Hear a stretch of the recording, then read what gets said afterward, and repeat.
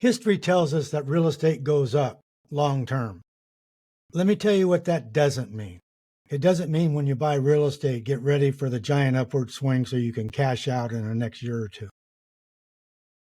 I've seen just about every market you can see, although there are some I'm sure I haven't seen yet. And the bad ones I can wait forever for, right? Number one, the real estate investment risk, if you invested in a property in 1980, for example, for a great price somewhere in the United States, it had a bunch of promise. The previous years, we had just gone crazy with appreciation. You know what happened in 81? We had 20% prime. FHA was at 17.4%. Conventional started at 18%. How much real estate you think was being bought around that time? Only cheap giveaways were being bought. Fixers, people who couldn't afford it. They were getting out and selling to people who had the money. Now, one of the things that I tell people is, what do you think happened during the first years of the 80s to prices? Well, duh. They stayed flat or dropped like crazy everywhere, even in the great markets of Orange County, LA, San Diego, New York. They fell like a rock. And there was nothing anybody could do. Now, I've sold property for 8 or 10 years due to economic results or downturns, and where in that 8 to 10 year period, we had high interest rates, lower interest rates, recessions, appreciation, and if it was a solid market, everything was okay. Now, in 2003, I did my normal, in 2002, rather, I did my normal Labor Day studies of what I thought was happening in my own market in San Diego. And it scared the heck out of me. I thought, okay, this is not normal. We're now over the line. I left that market in May of 2003. And everybody said I was an idiot. I got rid of all my properties eventually that I ever had interest of any kind in and moved them to different spots around the globe, mostly in other states. Now, I will tell you, it turns out I was right. I was early. But in the end, getting out too soon is a heck of a lot better than getting out too late, right? So when people over 50 come to me and ask me to buy real estate for retirement, what do I think? Over half the time, I tell them I don't think so. And they're shocked. I ask them when they're going to retire, and they tell me somewhere in the mid-60s. And I said, are you willing to gamble that investments you make now at 50 years old is going to give you enough income for retirement? It gets awful quiet about that point, okay?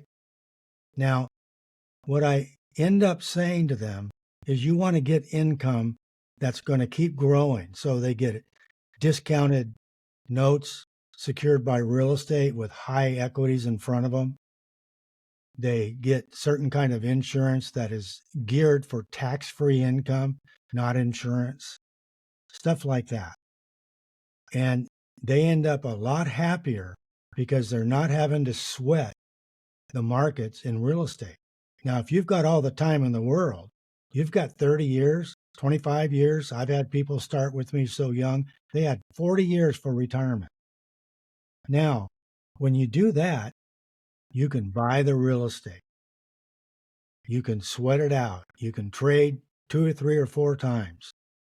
It's up to you how you want to do it. I'll give you the advice. You follow it or not. Now, when you buy property and have it for the same 2 to 4 years, and it might explode up, and you're looking brilliant. You never know. You just never know. You can, however, make your investments in markets that are predictably solid markets. And that's why I got out of California. It wasn't that solid anymore. Now, don't misunderstand. The career decision I made in 2003 was the right one. I've been in Idaho. People that told me I was really not bright when I left San Diego asked me what I was smoking when I moved to Idaho. And then I moved to Utah. Second verse, same song. And what it really ended up being is that numbers don't lie. You have to believe your numbers, or why are you doing the analysis? And every year I've done an analysis since 2001. And I've gotten better at it every year the way you should. My mentors are all passed on now, but nobody could ask for the mentors I had. My Lord. Between them, they had so much experience. If I didn't turn out to know a little bit of what I was doing, it was because I was dumb. Now, when it comes to having gotten rid of any investment around that's not good for you, and you've done that, what you want to do is go to red states. And I've talked about that in other podcasts, but I want to tell you, in the end, it's what you buy, where you buy it, with, and forget about it. It's growth, growth, growth. Oh, wait, we're going to retire. It's time for cash flow. And understand your retirement strategy is based on well-informed real estate investing, not speculation.